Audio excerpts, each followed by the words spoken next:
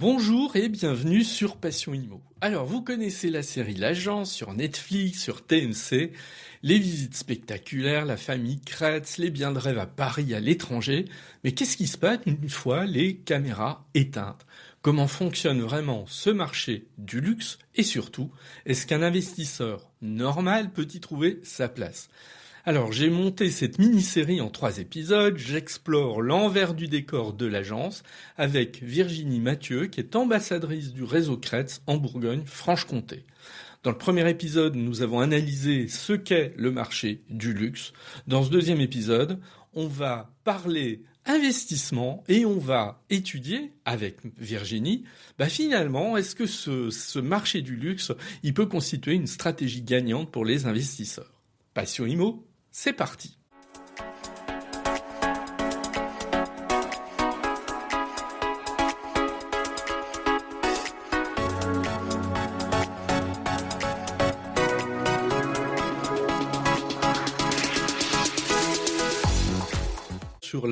Sur le podcast, je parle souvent d'investissement.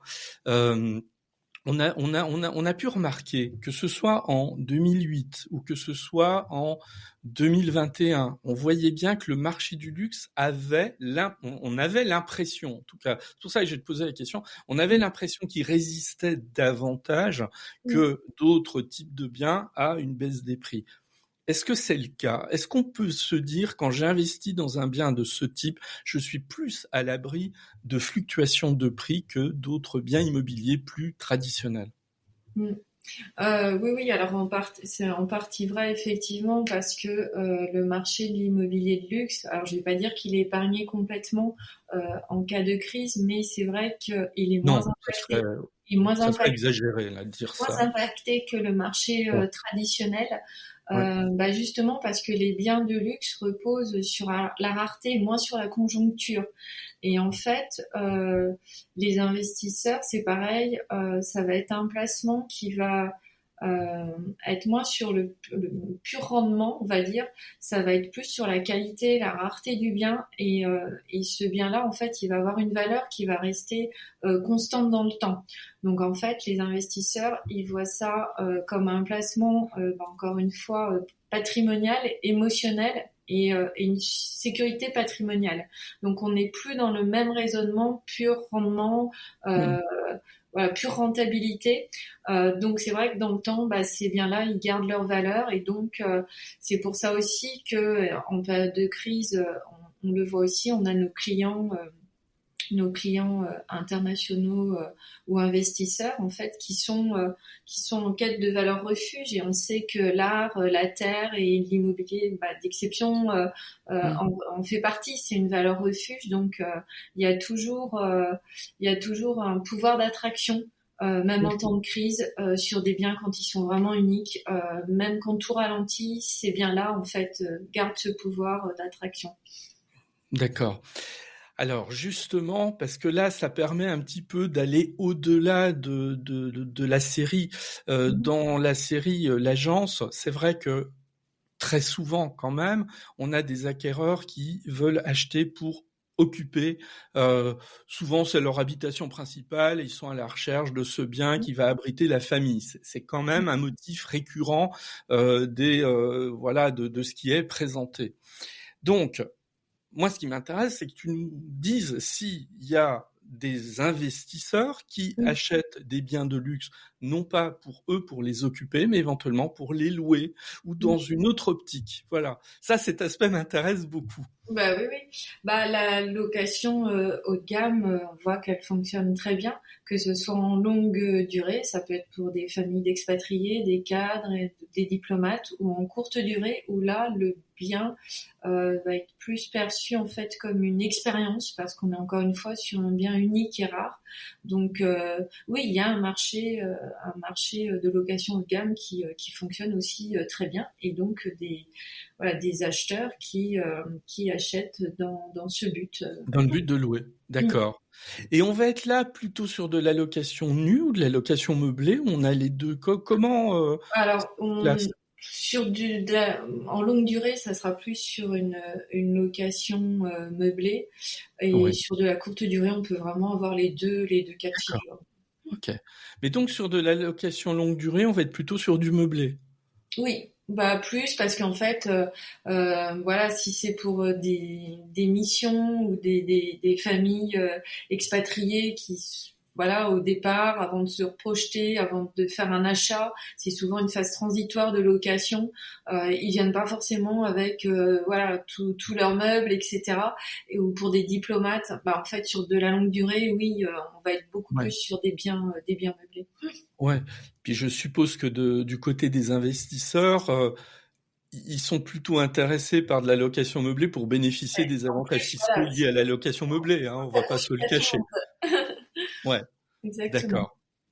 d'accord. Quelle est la fourchette de rentabilité dans ce domaine, même si je sais que c'est une question extrêmement complexe parce que bon, moi j'aime pas la généralité, tu vois, c'est toujours Oui. difficile quand même de dire, mais on va être un petit peu dans dans quelle fourchette de rentabilité quand on investit sur ce type de bien?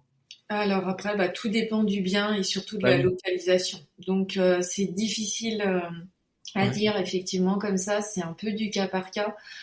Évidemment, à Paris ou en province, et en fait, en fonction du bien, chaque situation est complètement différente. Donc là, ça va être difficile de vraiment donner une fourchette ouais, vraiment précise. C'est ouais, vraiment trop particulier pour chaque bien et encore une fois par rapport bah, rien qu'à sa localisation quoi. ouais, On ouais. peut vraiment avoir des taux de rentabilité complètement différents d'un bien sur l'autre à ce niveau-là. Je pose la question parce qu'on a vu la rentabilité moyenne des biens immobiliers s'éroder au fil du temps quand même ces 10-15 dernières années. Et aujourd'hui, on est sur une moyenne de rentabilité brute de l'immobilier en France qui est entre 3,5 et 5,5% brut, donc qui est relativement faible.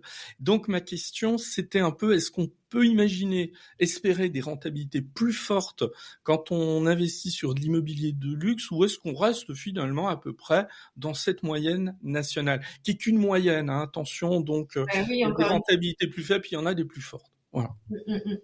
fois. Oui, donc on sera dans la fourchette haute, on va dire, de la rentabilité et voire plus. Encore une fois, voilà, c'est encore même, enfin même sur un ensemble de biens, en fait, ça sera aussi encore une fois ici une moyenne.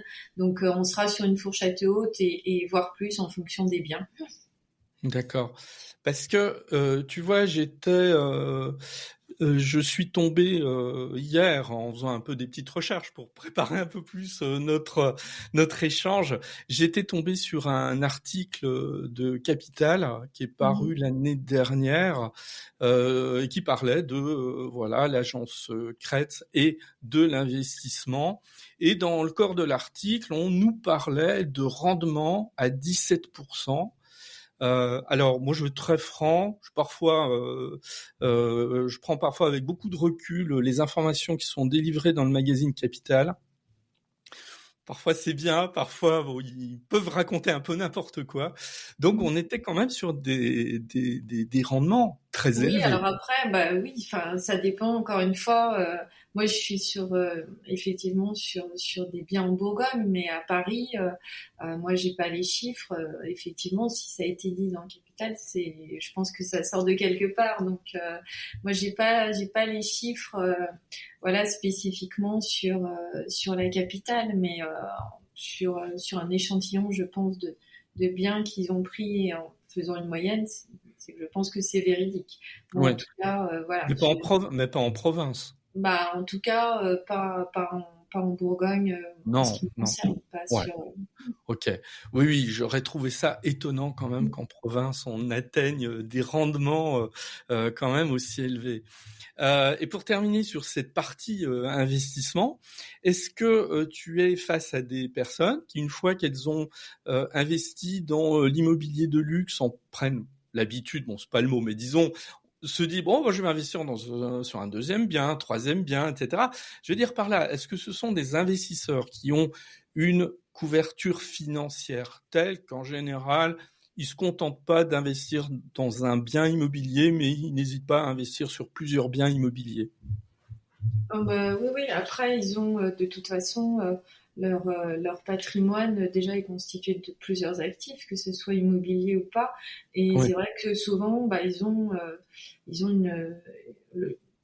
l'envie et le choix d'avoir justement une diversité de biens qui constituent leur patrimoine.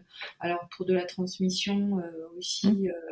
Voilà, familiale. Pour certains biens, ils vont décider effectivement de les garder en investissement, d'autres plus voilà dans le but de transmettre. Donc oui, ce sont souvent des clients justement qui ont une diversité de biens dans leur patrimoine. Ouais. Et alors, pour le coup, on reste toujours dans le domaine de l'investissement, mais je reviens un tout petit peu en arrière parce que c'est pareil, c'est intéressant sur ta manière de travailler. Est-ce que finalement, alors t'as répondu en partie parce que tu as dit que 20% environ des ventes se réalisent par les réseaux sociaux. Donc on imagine que les acquéreurs, ils ont connaissance de l'existence de ces biens par les réseaux sociaux. Mais est-ce que là encore, il y a quelque chose qui est assez frappant quand on regarde la série, c'est que souvent, voilà, tiens, on rentre un bien en mandat, mais oui, ça fait penser à un tel qui cherche un bien depuis un moment et tout, on va lui en parler, etc. Est-ce que tu fonctionnes beaucoup comme ça, c'est-à-dire par un réseau constitué et que tu sais que quand tu rentres un bien, tu vas peut-être penser à un tel, ce qui est une manière aussi de te poser la question, est-ce qu'il y a un certain nombre de biens que tu rentres et qui finalement n'apparaissent jamais nulle part, ni en annonce, ni sur les réseaux sociaux? Alors déjà pour répondre à la première partie de ta question, oui, en fait on fonctionne tous comme ça, c'est-à-dire qu'effectivement quand on a connaissance d'un bien qu'on va rentrer en mandat, on pense effectivement tout de suite à quel client on peut l'adresser en priorité.